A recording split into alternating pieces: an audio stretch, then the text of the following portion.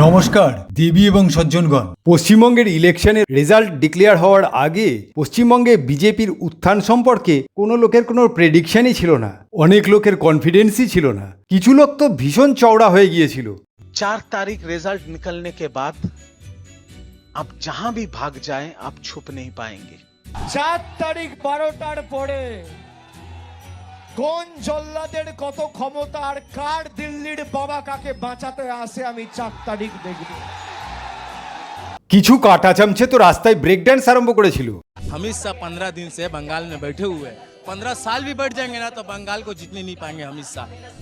ये सर कटेगा लेकिन झुकेगा नहीं। नाम है तृणमूल कांग्रेस कभी रुकेगा नहीं। हम में ना कई लड़ाई लड़ाई लड़ाई चाहिए, कई लड़ाई लड़ाई लड़ाई चाहिए। উদ্ধত্ত, অহংকার এবং দম্ভের পরাজয় ঘটেছে, নম্রতা এবং বুদ্ধিমানের জয়লাভ ঘটেছে। बंगाल की जीत के साथ गंगोत्री से लेकर गंगा सागर तक कमल ही कमल खिला हुआ है। এই দেশের চামচে কাটা চামচেগুলো জয় বাংলা স্লোগানটাকে ভীষণ আত্মস্থ করেছে। তারা বাংলাদেশের মুজিবুর রহমানের দেওয়া স্লোগান, যেটা বাংলাদেশের লোকেরা বলতে অভ্যস্ত, সেই জয় বাংলাকে এই দেশে বলবার জন্য লোককে উৎসাহিত করছে। কিন্তু ভারতীয় সংস্কৃতির জয় শ্রীরাম বলতে তারা একেবারেই নারাজ।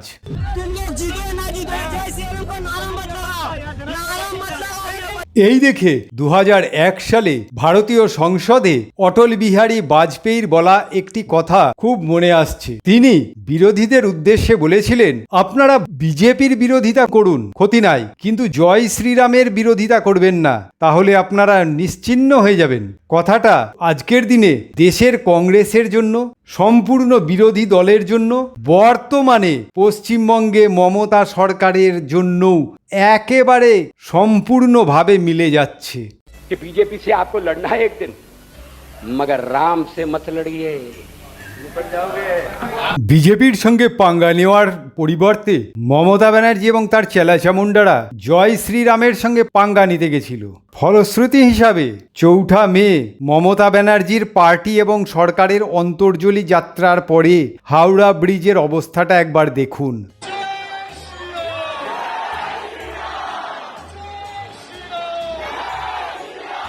শুভেন্দু অধিকারীর নেতৃত্বে বিজেপি তৃণমূলকে ধুয়ে মুছে সাফ করে দিত যদি মুসলমানেরা তৃণমূলকে ভোট না দিত। অর্থাৎ মুসলমানের মধ্যেও যদি আরও কিছুটা বিভাজন হতো, অর্থাৎ মুসলমানেরা সেখানেই তৃণমূলকে ভোট দেয়নি যেখানে তাদের নিজস্ব পার্টি দাঁড়িয়েছে, যেমন হুমায়ুন কবির এবং নওশাদ সিদ্দিকী, বাদ বাকি জায়গায় তারা তৃণমূলকে আজও ভোট দিয়েছে, তৃণমূল টিকে আছে। কিন্তু সবথেকে বড় কথা হচ্ছে, শুভেন্দু অধিকারী তৃণমূলকেই শুধু ধুয়ে মুছে সাফ করে দেয়নি, মমতা ব্যানার্জিকেও ভবানীপুরে 15,000 ভোটে পরাজিত করে মমতা ব্যানার্জিরও বিধানসভায় ঢোকাটা বন্ধ করে দিয়েছে। बहुत बड़ी खबर इस वक्त आ रही है, आपको बता दे। ये खबर है भवानीपुर से, जहां ममता बनर्जी से शुभेंदु अधिकारी जीत गए हैं। না, দিদি যদি আজকে চেয়ারে বসে থাকতেন তাহলে এই বাঘের মতন গর্জন করে আমি এই ভিডিও তৈরি করার সাহস পেতাম না, তাহলে আমাকে শ্রীঘরেই যেতে হতো। হেরে যাওয়ার পরে নিশ্চয়ই দিদির অবস্থাটা একবার দেখুন।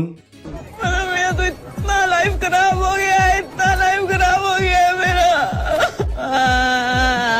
সারা পৃথিবী জুড়ে মানুষ হয়তো বুঝতে পেরেছে আগামী দিনে সারা পৃথিবীতেই হয়তো পদ্মফুল ছেয়ে যাবে, সেই জন্যই হয়তো লিওনেল মেসি হাতে পদ্মফুল এঁকে বসে আছেন। কিন্তু এই জিনিসটা এই গাধাগুলো বুঝতে পারেনি। দেখুন এই গাধা আবার কি কথা বলছে। 4 मई को जब ममता बनर्जी और टीएमसी बंगाल जीतेंगे, प्रधानमंत्री पद से रेजिग्नेशन दीजिए।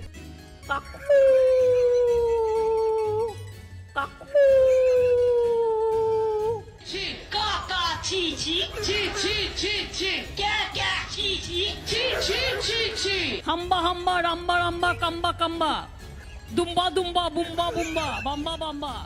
আসুন এইবার বিজেপি এই বঙ্গজয় কিভাবে করলো সেদিকে একটু আলোকপাত করা যাক। স্বাধীনতার পরে এই প্রথমবার পশ্চিমবঙ্গের জনগণ বিজেপি সরকারকে নির্বাচিত করল। শুধু তাই না, এইবার প্রায় 93% জনগণ ভোট প্রদান করেছে, যা ইতিহাস সৃষ্টি হয়েছে। প্রত্যেকবার মুসলমান এলাকাতে ভোটের হার প্রায় 93-94% থাকে, কিন্তু হিন্দু এলাকাতে 70 বা 72-75% থাকে। এইবার মুসলমানদের সঙ্গে হিন্দুরাও কাঁধে কাঁধ মিলিয়ে ভোট দিয়েছে, যাতে মমতা সরকারকে বিদায় করা যায়। পশ্চিমবঙ্গের সিংহভাগ মোল্লা বিশ্বাসই করতে পারেনি মমতা ব্যানার্জি ক্ষমতা থেকে সরে যাবে। সেই জন্য তারা জোর দিয়ে বলেছিল, মমতা ব্যানার্জি যদি ক্ষমতা থেকে সরে যায় তারা বিবস্ত্র অবস্থায় রাস্তায় ঘুরে বেড়াবে, এবং ক্যামেরার সামনে বলেছিল যে ক্যামেরাতে ফটো তুলে নিন, আমার এই কথাটা ভোটের পরে মিলিয়ে নেবেন। बीजेपी टीएमसी को हरा दिया तो लेंगटो के पूरा कलकत्ता घूरेंगे, लंगा होके घूरेंगे। हाँ, रिकॉर्डिंग कर लो। এটা খুব লজ্জাজনক। বিবস্ত্র অবস্থায় ঘোরাটা ঠিক না। দয়া করে আপনারা জামা কাপড় পরে নিন। আর পশ্চিমবঙ্গে যা কংগ্রেসের অবস্থা, তাতে টাটার ন্যানো গাড়িও কংগ্রেসকে উপহাস করে বলবে, কংগ্রেসের তুলনায় আমার সিট সংখ্যা অনেক বেশি। রাষ্ট্রীয়ভাবে কিছু মিডিয়া বা মিডিয়ার লোকজন নিজেদেরকে সতী মিডিয়া বলে প্রচার করে এবং দেশপ্রিয় মিডিয়াগুলোকে গদি মিডিয়া বলে প্রচার করে। তাদের মুখের কথা শুনুন। একজন ব্যক্তি আনন্দে বলেছেন যে আমরা বাংলাদেশি মুসলমানদের থাকতে দেব না, সেই জন্য সতী মিডিয়ার নেতা রাজদীপ সারদেশাই বলেছে যে এইটা একটা ন্যারেটিভ তৈরি করে দেওয়া হয়েছিল যে বাংলাদেশি মুসলমানদের এখান থেকে ভাগাবো। তাহলে কি বাংলাদেশি রোহিঙ্গাদের আমরা জামাই আদর করে দেশে রাখবো? Even those who are in the car. Only Modi, no Mamta, no Abhishek Banerjee, no Bangladeshi Musliman. Voting from the enthusiasm, there you saw one word which played out. Someone saying no more Bangladeshi Muslims. And there may be a story in that as to how narratives get built. সারা ভারতবর্ষে নির্বাচন commission নির্বাচন প্রক্রিয়াকে সম্পন্ন করে, কিন্তু যেখানেই ইন্ডিজোট কংগ্রেস বা তাদের সাঙ্গপাঙ্গরা হেরে যায়, সেখানেই নির্বাচন কমিশন ভোট চুরি করতে বিজেপিকে সাহায্য করেছে, ব্যালট বক্সে ভোট হওয়া উচিত, ইত্যাদি ইত্যাদি। আর যেখানে ইন্ডিজোট কংগ্রেস বা তাদের সাঙ্গপাঙ্গ মমতা, লালু, মুলায়েম এরা জিতে যায়, সেখানে সঠিকভাবে ভোট হয়েছে। फिलहाल मैं ये कहूंगा कि जो रुझान चल रहे हैं, इसके पीछे एक भूत है जिसके 5 रुख है। इलेक्शन कमीशन, दूसरा है ईडी, तीसरा है इनकम टैक्स, चौथा है सीबीआई और 5वां है हमारे अदालत। वो भूत तमिलनाडु में काम नहीं करता, वो भूत केरला में नहीं काम करता। दरअसल वो भूत नहीं है, आपकी जो सोच है ना, वो भूतिया है। आपकी सोच भूतिया है। ইসলামিক জিহাদিদের ইন্টেলেকচুয়াল মুখ আরফা কানম সেরাওয়ানি তিনি বলছেন, বিজেপি জিতলেও বিজেপি হারবে, বিজেপি হারলেও বিজেপি হারবে। जीत में भी उसकी हार होगी और हार में तो उसकी हार होगी ही और दोनों तरह से बीजेपी का डिक्लाइन कोई नहीं रोक सकता। তিনি তখনও বুঝতে পারেননি যে তৃণমূল হারলে উনি কি বলবেন। তারপর যখন তৃণমূল হেরে গেছে, তখন তিনি বলছেন তৃণমূল হেরেছে কারণ ইলেকশন কমিশন তাদের হারাতে সাহায্য করেছে বা বিজেপি ভোট চুরি করে জিতেছে। বাহ! झटके और धक्के वाली बात है, खासकर उन लोगों के लिए जो अभी भी निष्पक्ष चुनाव में यकीन रखते हैं, जो ये समझते हैं कि लोकतंत्र के लिए बेहद अहम है कि जो आम नागरिक है वो जहां वोट डाल रहा है उसका वोट वहीं गिना जाए। क्या अब लोकतंत्र की बिल्कुल जो न्यूनतम आखिरी लाइन है, क्या वो भी हम पार कर गए हैं? देखिए, लोकतंत्र में वोटर सरकार को चुनता है।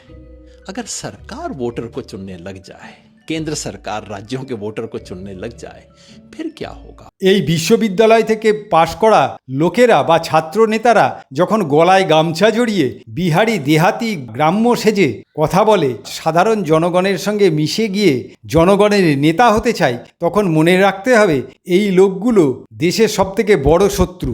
এরাই আরবান নক্সালাইটকে প্রমোট করে, এদের জন্যই নকশালের এত বাড়বাড়ন্ত হয়েছিল। এরা কখনোই দেশের উন্নতি চায় না। এই লোকটা যে কথাগুলো বলছে, এই লোকটা একবারও বলছে না যে লোকগুলোকে এনআরসি করে বাদ দেওয়া হয়েছে সেই লোকগুলোর মধ্যে 60% বা 70% হিন্দুও আছে, মতুয়া আছে, যারা বিজেপিকেও সাপোর্ট করতে পারে, তৃণমূলকেও সাপোর্ট করতে পারে। মানলাম সেখানে হয়তো 30% বা 25% মুসলমান আছে, কিন্তু এর মানে এই না যে 70 লক্ষ বা 80 লক্ষ লোককে এসআইআর এর মাধ্যমে সন্দেহভাজন চিহ্নিত করা হয়েছে তারা সকলেই বিরোধী মমতার সাপোর্টার। এদের মধ্যেও বিজেপি সাপোর্টারও আছে। मैं बंगाल बंगाल की वोटिंग देख के जरा सी भी सरप्राइज्ड हूं ही नहीं, क्योंकि बंगाल में कभी टीएमसी वर्सेस बीजेपी था ही नहीं। था क्या? TMC versus 90 lakh deleted voters, TMC versus selection commission of India, TMC versus ट्रेनें भर के लोग जो आ रहे हैं यहाँ पे वोट डालने के लिए, टीएमसी वर्सेस जो सुरक्षा कर्मचारी लोकल्स को पीट रहे हैं, टीएमसी वर्सेस ईडी जो इनके कंसल्टेंट्स को दबोच रही है, टीएमसी वर्सेस गोदी मीडिया जो प्रोपेगेंडा चला रही है 24 घंटे नफरत भरा, टीएमसी वर्सेस भाजपाओं के वो सारे सीएम जो अपनी खुद की कॉन्स्टिट्यूएंसी अचानक से भूल गए हैं, और अंधा पैसा। এই মহিলার কোন কথার সঙ্গে আপনি একমত? কেন্দ্রীয় বাহিনী এসে কি সবাইকে মেরে পিটিয়ে ভোট দেওয়া থেকে বিরত করেছে ইনি যে বলছেন, নাকি ভবানীপুরের অবাঙালি ফ্ল্যাটগুলোতে যে ভোট দিতে দেওয়া হতো না এবং মমতা ব্যানার্জি প্রায় 60,000 ভোটে জিতে যেত, সেইটাকে বন্ধ করে সকলে সুস্থভাবে ভোট দিতে পেরেছে? কোনটা? 90 লাখ ভোটার ডিলিট করা হয়েছে। এরা কি সবাই তৃণমূলের সাপোর্টার ছিল, তাদেরকে বেছে বেছে ডিলিট করা হয়েছে? এর মধ্যে তো 60 লাখ হিন্দু ছিল, যাদের মধ্যে অনেকে বিজেপিও ছিল। গাড়িতে করে করে কি ভোটার এনে ট্রেনে করে অন্য রাজ্য থেকে ভোট দেওয়া করিয়েছে বিজেপি? আপনার কি মনে হচ্ছে সব বিজেপি শাসিত রাজ্যের মুখ্যমন্ত্রীরা এই রাজ্যে এসে প্রচার করেছে? সে তো করবেই। 34টা রাজ্যের মধ্যে 22টাতে বিজেপি শাসন করছে, তাদের মুখ্যমন্ত্রীরা আসবে বেশি, এটাই তো স্বাভাবিক। আর তৃণমূলের হয়ে কি কেরলের অবিজেপি মুখ্যমন্ত্রী বামফ্রন্টের বিজয়ন আসবে? রাহুল গান্ধী তো এসে তৃণমূলের বাপান্ত করে দিয়ে গেছে। পশ্চিমবঙ্গে একটা বা দুটো আসনের জন্য যদি রাহুল গান্ধী সহ বহু কংগ্রেসি নেতা আসতে পারে, তাহলে পশ্চিমবঙ্গের সর্বাধিক আসন 208টা পাওয়ার জন্য কি বিজেপির নেতারা আসতে পারে না? এই জন্যই সারা ভারত থেকে ইন্ডি জোট বিদায় নিচ্ছে। এই রকম ইন্ডি জোটের সাপোর্টার যারা দিদিরি গোত্রের অর্থাৎ পায়ে প্লাস্টার বেঁধে খেলা হবে করে চিৎকার করে 2021 সালের মিথ্যাকে কাজে লাগিয়ে পশ্চিমবঙ্গের ভোটের বৈতরণী পার হয়েছিল, এরা ভারত থেকে মুছে যাবে, এই মিথ্যাবাদীরা, এটাই স্বাভাবিক, তাই হচ্ছে। রাহুল গান্ধী, যিনি সম্প্রতি কংগ্রেসের 100 জন এমপি সংসদে পূর্ণ করতে পেরেছেন এবং সেঞ্চুরি করেছেন, তিনি পশ্চিমবঙ্গের ভোটের পরেই সিঙ্গাপুর বেড়াতে গিয়ে গাছে উঠেছেন, তারপরে ওমানে বেড়াতে গিয়ে 5 স্টার হোটেলে ঘুরঘুর করেছেন। তিনি ভারতের একমাত্র রাজনীতিক যিনি সুখে শান্তিতে থাকতে চান এবং সুখে রাজনীতি করতে চান। সুন্দরী নায়িকাদের নায়কদের ভোটে দাঁড় করানো, যেন তেন প্রকারে ক্ষমতা অধিকার করা, ক্ষমতায় টিকে থাকা, এইসব কাজের মধ্যে পশ্চিমবঙ্গের কোনো ফিউচার ডাইরেকশনই ছিল না। এবার আসুন দেখা যাক বিজেপির এই জিতটা কেন স্পেশাল। বিজেপির এই জিতের সঙ্গে মানুষের মানসিকতারও পরিবর্তনের দরকার, যেটা 50 বছর থেকে পশ্চিমবঙ্গের জনগণ বামফ্রন্ট এবং মমতা ব্যানার্জির দ্বারা 50টা বছর পশ্চিমবঙ্গ থেকে হারিয়ে ফেলেছে। জ্যোতি বসু থেকে মমতা ব্যানার্জি প্রত্যেকেই মানুষের মাথায় একটা জিনিসকে ঢুকিয়ে দিতে সমর্থ হয়েছিল, যে বসে খাবো, ভাতা নেব, শিল্প হতে দেব না, শিল্প আমাদের শত্রু। অর্থাৎ 1976-77 সালে সিপিএম যে জিনিসটা ইন্দিরা গান্ধীর কালো হাত ভেঙে দাও গুঁড়িয়ে দাও, শিল্পপতির কালো হাত ভেঙে দাও গুঁড়িয়ে দাও, তার ফলে এই 49 বছর ধরে পশ্চিমবঙ্গে সর্বনাশ হয়ে গেছে। আর এই সব নেতারা বুঝতে পেরেছে যে মানুষকে গরিব করে রেখে তাদের মসিহা হয়ে তবেই আমরা রাজ করব। মানুষের হাতে যদি টাকা চলে আসে, মানুষ যদি স্বাবলম্বী হয়ে পড়ে, মানুষ যদি নিজে চাকরি করে, তাহলে আমাদের রাজত্ব করতে অসুবিধা হবে, ক্ষমতায় টিকে থাকতে অসুবিধা হবে। এই জিনিসটা পশ্চিমবঙ্গের মানুষের বোঝার প্রয়োজন আছে। আজ পশ্চিমবঙ্গের মহান নেতা জ্যোতি বসু, যিনি শিল্পপতিদের তাড়িয়ে দেবার বা শিল্পকে ধ্বংস করে দেবার কথা বলেছিলেন, তিনি তার নিজের ছেলেকে শিল্পপতিই বানিয়ে গেছেন। আজকেও আপনি দক্ষিণ 24 পরগনায় গিয়ে দেখুন, কয়েক হাজার একর জমি তার ছেলে চিংড়ির চাষ করছে এবং সেইখান থেকে সিংহভাগ চিংড়ি বিদেশে রপ্তানি হচ্ছে। আরও কত কারখানা আছে জানি না। তার ছেলে বছরের 8 মাস লন্ডনের বাড়িতে বসবাস করছে। জানি না তিনি ভারতের নাগরিকত্বও ছেড়ে দিয়েছেন কিনা। আজকে সততার প্রতীক বলে সারা জীবন নিজেকে প্রচার করে তিনি দক্ষিণ কলকাতার তার বাসস্থান এবং তার পাশে রাস্তায় হরিশ চ্যাটার্জি রোড এবং হরিশ মুখার্জি রোডে প্রায় 36টি জমির তার আত্মীয় স্বজনের নামে বরাদ্দ করেছেন। বামপন্থীদের গণশক্তিতে এবং শতরূপ বলে কোনো একজন ব্যক্তি, যিনি বামপন্থীদের হয়ে টিভিতে আসেন, তিনি সরাসরি এই অভিযোগ করেছিলেন গণশক্তিতে সেই বাড়ির প্লটের নম্বরগুলো দেওয়া ছিল। আজকে তিনি সততার প্রতীক হিসাবে মানুষের মনে আছেন। তার ভাইপো কি কাজ করে জানি না, কলিকাতার মতন একটা স্থানে তিনি অট্টালিকা বানিয়ে সেখানে বিলাসবহুল বাড়ি বানিয়ে বসবাস করছেন, তবুও তিনি সততার প্রতীক।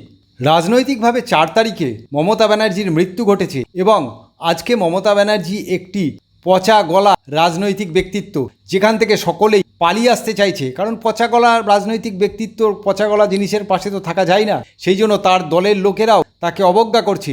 আজকে পশ্চিমবঙ্গের কোনো জায়গায় ভোট হলে মমতা ব্যানার্জি যদি সেই জায়গা থেকে নির্বাচনে প্রতিদ্বন্দ্বিতা করে তাহলে মমতা ব্যানার্জি জিততে পারবে না, সেটা রাজ্যের ভোট হোক অথবা কেন্দ্রের ভোট হোক।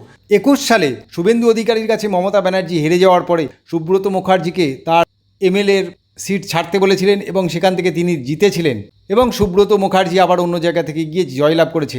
আজকে মমতা ব্যানার্জি যদি তার কোনো সাঙ্গপাঙ্গকে বলে আপনার সিট ছেড়ে দিন, সেটা লোকসভা হোক বা বিধানসভা হোক, কোনো কেউ মমতা ব্যানার্জিকে তার সিট ছাড়বে না। এবং শুধু তাই না, মমতা ব্যানার্জিও সেই সিট থেকে জমানত বাঁচিয়ে ফিরে আসতে পারবে কিনা সন্দেহ। মমতা ব্যানার্জি ক্ষমতালোভী একজন ব্যক্তি, হয়তো তিনি এমএলএদের দ্বারা নির্বাচিত হয়ে তিনি শেষ জীবনটা রাজ্যসভায় যেতে পারেন, কিন্তু আমার মনে হয় তাকে রাজ্যসভাতেও পাঠাতে তার এমএলএরা রাজি হবেন না, কারণ মমতা ব্যানার্জি পচা গলা রাজনৈতিক ব্যক্তিত্ব, তার সংস্পর্শে যে থাকবে তার নিজের রাজনৈতিক কেরিয়ারটা নষ্ট হয়ে যাবে। আজকে 5 বছরের জন্য যারা পশ্চিমবঙ্গের বিধানসভায় ঢুকেছে তাদের এটাই শেষ টার্ম, এটাই ধরে নিতে হবে। আর যদি তারা পালিয়ে কংগ্রেস বা বিজেপির হাত ধরতে পারে তাহলে তারা হয়তো বেঁচে যাবে। মমতা ব্যানার্জির পার্টি, তৃণমূলের পার্টি, এখানেই সমাপ্তি ঘটেছে। এবার আসুন দেখা যাক পশ্চিমবঙ্গের বিজেপির উত্থানটা কেন জরুরি ছিল। পশ্চিমবঙ্গ এমন একটা পজিশনে আছে যেখানে 4টে দেশের সঙ্গে ভারতের সীমানা মিলিত হয়েছে, ভুটান, চীন, নেপাল এবং বাংলাদেশ। এই জায়গাটা রক্ষা করা ভীষণ জরুরি। এই জায়গাতে বা এর আশেপাশে সমস্ত এলাকাতে প্রো ইন্ডিয়ান পার্টি থাকা খুব জরুরি। আঞ্চলিক পার্টি বা স্বার্থবাদী পার্টি, তোষণবাদী পার্টি, এইসব পার্টি থাকা বিপজ্জনক। তার ফলশ্রুতি হিসেবে আপনারা নিশ্চয়ই দেখতে পাচ্ছেন কী হারে বাংলাদেশি মোল্লা ডিটেক্ট, ডিটেনশন অ্যান্ড ডিলিট এই নীতির ভয়ে নিজেরাই গিয়ে বাংলাদেশের সীমান্তে বিএসএফের হাতে ধরা দিচ্ছে এবং বাংলাদেশে চলে যাওয়ার জন্য লাফালাফি আরম্ভ করেছে। মমতা ব্যানার্জির চেলাচামুন্ডারা বলে বিএসএফ বর্ডার পাহারা দিচ্ছে, বাংলাদেশের জনগণ কি করে ভারতে ঢুকছে। ভারতের সঙ্গে বাংলাদেশের যে 4000 কিলোমিটার প্রায় বর্ডার আছে তার 1/3 বর্ডার জলাজমি এবং বনাঞ্চল আছে। সুন্দরবনের বিস্তীর্ণ এলাকা, এছাড়াও বিভিন্ন দুর্গম এলাকা কাঁটাতারের বেড়া দেওয়া সম্ভব না, সেই জায়গা দিয়ে এরা অনুপ্রবেশ ঘটাচ্ছে, তারপর জনগণের ভিড়ে মিশে যাচ্ছে। কিন্তু লোকাল গভর্নমেন্ট তাদেরকে তোল্লা দিয়ে ভোটের জন্য মাথায় তুলে রেখেছিল। ঠিক আছে, আমি মানলাম বিএসএফের ভুলে যদি বাংলাদেশের জনগণ, বাংলাদেশের জিহাদি এই দেশে প্রবেশ করে, তাহলে আমরা যদি তাদের চিহ্নিত করে আবার তাদের দেশে পাঠায় তাহলে এই আঞ্চলিক দলগুলোর অসুবিধা কোথায় ছিল। আজকে মমতা ব্যানার্জি ক্ষমতা থেকে সরে যাওয়ার সঙ্গে সঙ্গে এসআইআরের জন্য যত লোক ওই দেশে যাওয়ার জন্য ব্যস্ত হয়ে পড়েছিল, তার তুলনায় বেশি সংখ্যক বাংলাদেশি লুকিয়ে যারা ছিল তারা পালিয়ে যাওয়ার জন্য ব্যস্ত হয়ে পড়েছে। এটা কিসের উদাহরণ? এবার আশা করা যাচ্ছে অবৈধ অনুপ্রবেশকারীদের বিরুদ্ধে কড়া ব্যবস্থা নেওয়া যাবে।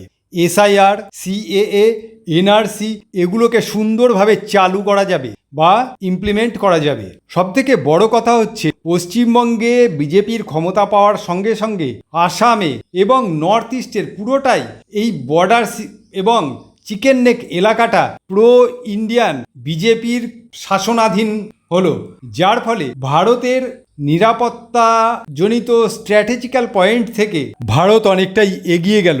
ভারত বাংলাদেশ বর্ডারকে সুরক্ষিত করবার জন্য আরও কঠিন পদক্ষেপ নেওয়াটা খুব সহজ হবে। পশ্চিমবঙ্গের ব্যাপারে আপনি আর একটু গভীরভাবে চিন্তা করুন। ইংরেজরা যখন ভারতকে শাসন করত তখন ইংরেজদের বিরুদ্ধে রেভলিউশনারি মুভমেন্টের দিক থেকে পশ্চিমবঙ্গ একেবারে নার্ভ সেন্টারে ছিল। 19 এবং 20 শতাব্দীতে হিন্দু স্পিরিচুয়াল এবং কালচারাল নবজাগরণ এই বাংলাতেই সূত্রপাত ঘটেছিল এবং সারা ভারতবর্ষে ছড়িয়ে পড়েছিল, যেটা রাজা রামমোহন রায়, বিদ্যাসাগর থেকে শুরু করে ডক্টর শ্যামাপ্রসাদ মুখার্জি পর্যন্ত বিস্তৃত ছিল। হতেই পারে এই বিজেপির উত্থানের ফলে, এই বিজেপির বাংলা জয়ের ফলে আবার হয়তো পশ্চিমবঙ্গ সারা ভারতকে ভারতীয় আধ্যাত্মিকতা এবং সাংস্কৃতিক নবজাগরণের পথ দেখাবে আগামী দিনে। আশা করা যেতেই পারে বাঙালি সমাজ কমিউনিস্ট এবং টিএমসির অপশাসন থেকে মুক্তি পাওয়ার পরে আবার প্রো ভারতীয় সংস্কৃতির নবজাগরণ ঘটাবে এবং সেই সংস্কৃতিকে সারা ভারতে ছড়িয়ে দেবে। এবার আসা যাক দ্বিতীয় কথায়। বিজেপি এরকম ইমপ্রেসিভ পদ্ধতিতে পশ্চিমবঙ্গে জয়লাভ কী করে করলো? পশ্চিমবঙ্গের জয়ের একমাত্র আর্কিটেক্ট হচ্ছে অমিত শাহ। অমিত শাহ আসাম, তামিলনাড়ু, কেরল, অন্ধ্রপ্রদেশ কোথাও এতটা ফোকাস করেনি, জিতবার জন্য লাফিয়ে পড়েনি, যতটা তিনি পশ্চিমবঙ্গের জন্য লাফিয়ে পড়েছিলেন এবং এরকমভাবে চেষ্টা করেছিলেন যাতে তিনি আর যেন কিছুতেই ফেলিওর না হন। এবং এই জিনিসটা তিনি কিন্তু আজ থেকে শুরু করেননি, তিনি করেছিলেন 2014 সাল থেকে। पहले ये रैली की जब बात चलती थी तो ममता जी ने मीडिया के सामने एक छोटा सा सवाल किया कि अमित शाह कौन है। मैं अमित शाह हूं, मैं भारतीय जनता पार्टी का एक छोटा सा कार्यकर्ता हूं। मैं अमित शाह हूं और इस बंगाल की भूमि पर से तृणमूल को उखाड़ने के लिए आया हूं, वो आप समझ लीजिए। দেখুন, বিজেপির 2026 সালের জিতটাকে যদি আপনাকে বুঝতে হয় তাহলে বিজেপির 2021 সালের হারটাকে আপনাকে আগে জানতে হবে বা বুঝতে হবে।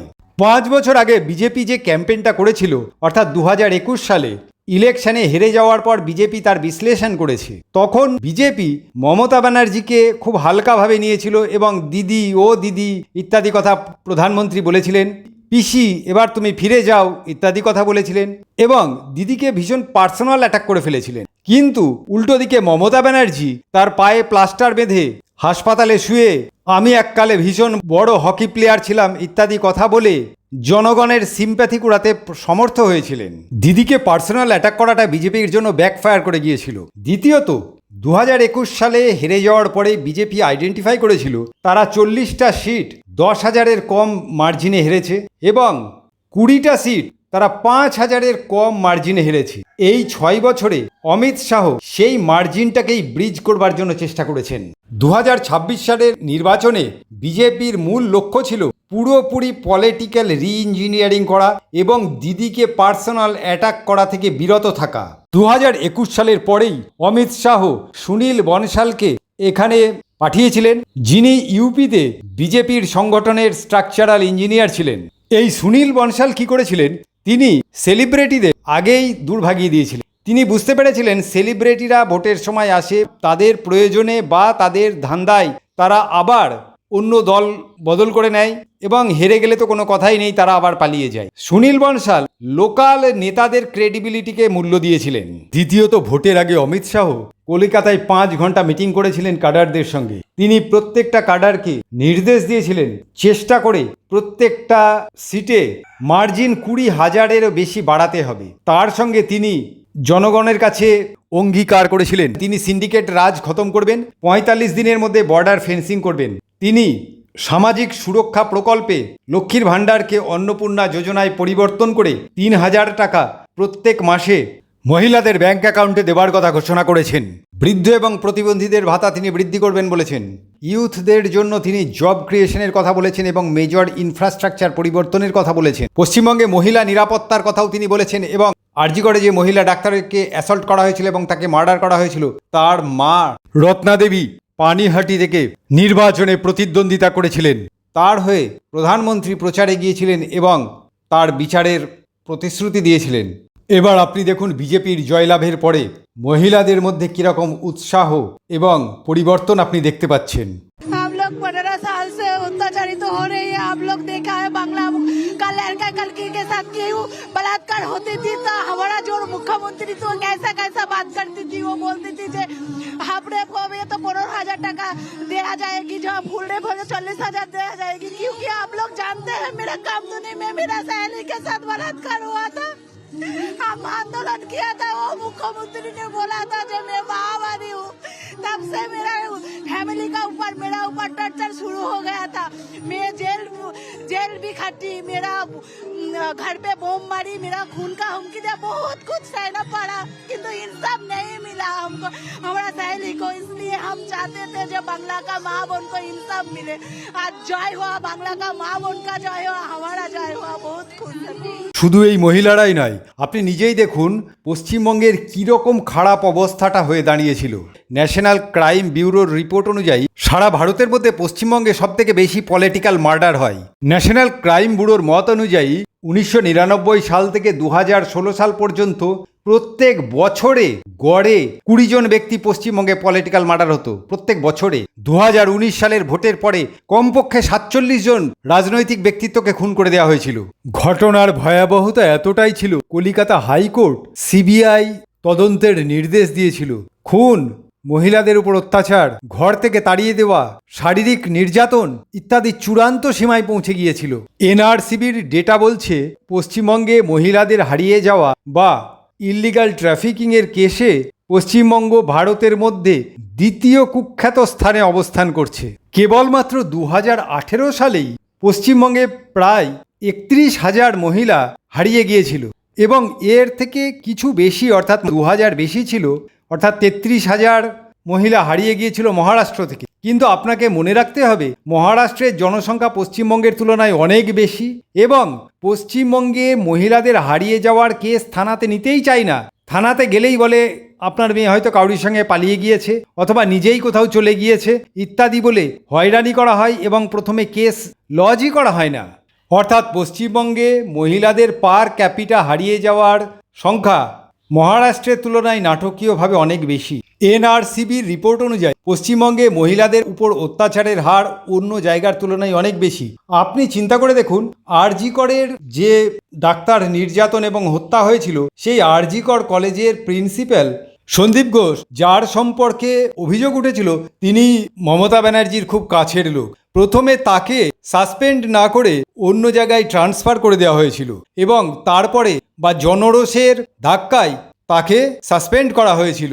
আরজি করের প্রমাণ লোপাটের চেষ্টা করা হয়েছিল 24 ঘন্টার মধ্যে। সেই জায়গা ভেঙে ঝুড়ে তার একেবারে দফা রফা করে দেওয়া হয়েছিল যাতে কোনো প্রমাণ না পাওয়া যায়। 2025 সালে একটি ল কলেজেও একজন মহিলার উপর অত্যাচার হয়েছিল, তাতেও টিএমসি দলের নেতার নামই জড়িয়েছিল।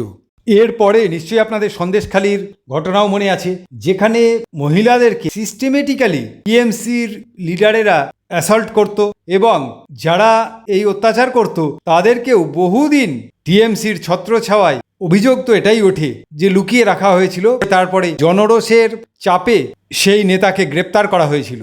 আর আজকে দেখুন সেই সন্দেশখালিতে যারা আক্রান্ত হয়েছিল তাদেরই একজন হিঙ্গলগঞ্জ থেকে প্রতিনিধি নির্বাচিত হয়েছেন। আর একটাও বড় ঘটনা যেটাকে একেবারেই ইগনোর করা যায় না, সেটা হচ্ছে এসআইআর। এই এসআইআরে 90 লক্ষ ভোটারের নাম ভোটার লিস্ট থেকে বাদ গেছে। আপনারা হয়তো অনেকবার শুনে থাকবেন মমতা ব্যানার্জি এই নিয়ে চিৎকার চেঁচামেচি করেছিল। আমি মানলাম 90 লক্ষর মধ্যে হয়তো 30 লক্ষ বা 32-35 লক্ষ মুসলমানের নাম গেছে, কিন্তু 50 লক্ষ বা তারও বেশি হিন্দুর নামও গেছে। এই 50 লক্ষ হিন্দুর মধ্যেও কিন্তু অনেক বিজেপি সাপোর্টারও আছে, অর্থাৎ যাদের নাম বাদ গেছে সেটা দলমত নির্বিশেষে বাদ গেছে, যেটাকে তৃণমূল নিজেদের লোক বলে চালানোর চেষ্টা করেছিল। আজকে বহু মতুয়া হিন্দু সম্প্রদায়ের লোক, তাদেরও এসআইআরে নাম বাদ গেছে, কিন্তু পরবর্তীকালে হয়তো তারা অবশ্যই নিশ্চিতভাবে আবার ভারতের নাগরিকত্ব ফিরে পাবে। কিন্তু এটাও আপনাকে দেখতে হবে সেই সময় যা হয়েছে হয়েছে, আজকেও অর্থাৎ এই যখন আমি ভিডিওটা তৈরি করছি তখনও প্রত্যেক দিন 1000 লোক বাংলাদেশ সীমান্তে বর্ডারে বিএসএফের কাছে আত্মসমর্পণ করছে এবং বাংলাদেশে যাবার জন্য প্রস্তুতি নিচ্ছে, কারণ তারা এই দেশে ঢুকে অবৈধভাবে বসবাস করছিল। এদের সিংহভাগই তারা যাদের পূর্বপুরুষেরা মুসলমানদের জন্য বাংলাদেশ, পাকিস্তান, ভারত থেকে ভাগ করে নিয়েছিল। এবার দেখা যাক পশ্চিমবঙ্গের অতীতের সঙ্গে বর্তমানের পার্থক্য কতটা। স্বাধীনতা বা তার ঠিক পরবর্তী সময়ে ভারতের অর্থনীতির 30% এই পশ্চিমবঙ্গের যোগদান ছিল, অর্থাৎ 30% উৎপাদন এই পশ্চিমবঙ্গ থেকে ছিল। এখন সেটা 3.5%। 60 এবং 70-এর দশকে পশ্চিমবঙ্গের জনগণের পার ক্যাপিটা ইনকাম মহারাষ্ট্রের মানুষের তুলনায় 105% বেশি ছিল। অর্থাৎ তখন একজন মহারাষ্ট্রের মানুষ যদি দিনে 100 টাকা আয় করত, পশ্চিমবঙ্গের মানুষ 205 টাকা আয় করত। আর আজকের দিনে একজন মহারাষ্ট্রের মানুষ যদি দিনে 100 টাকা আয় করে, পশ্চিমবঙ্গের মানুষ আয় করে 30 টাকা। 2011 সাল থেকে 2025 সাল পর্যন্ত, অর্থাৎ মমতা বন্দ্যোপাধ্যায়ের রাজত্বকালে 6688টা কোম্পানি তাদের রেজিস্টার অফিস কলকাতা থেকে অন্য রাজ্যে সরিয়ে নিয়েছে। 2019 থেকে 2024 সাল এই 5 বছরে প্রায় 2700 কোম্পানি পশ্চিমবঙ্গ ছেড়ে চলে গেছে। অর্থাৎ প্রত্যেক দিন গড়ে 440টা করে কোম্পানি পশ্চিমবঙ্গ ছেড়ে চলে গেছে। এটা আমার কথা না, এটা ভারত সরকারের মিনিস্ট্রি অফ কর্পোরেট অ্যাফেয়ার্সের রিপোর্ট। শুভেন্দু অধিকারীর দৃঢ়তা এবং ব্যক্তিত্ব দেখে আমার অবশ্যই মনে হচ্ছে আগামী দিনে আসামের মুখ্যমন্ত্রী হেমন্ত বিশ্ব শর্মা এবং যোগী আদিত্যনাথের সঙ্গে তিনিও প্রধানমন্ত্রী পদের জন্য একজন প্রবল দাবিদার হতে যাচ্ছেন।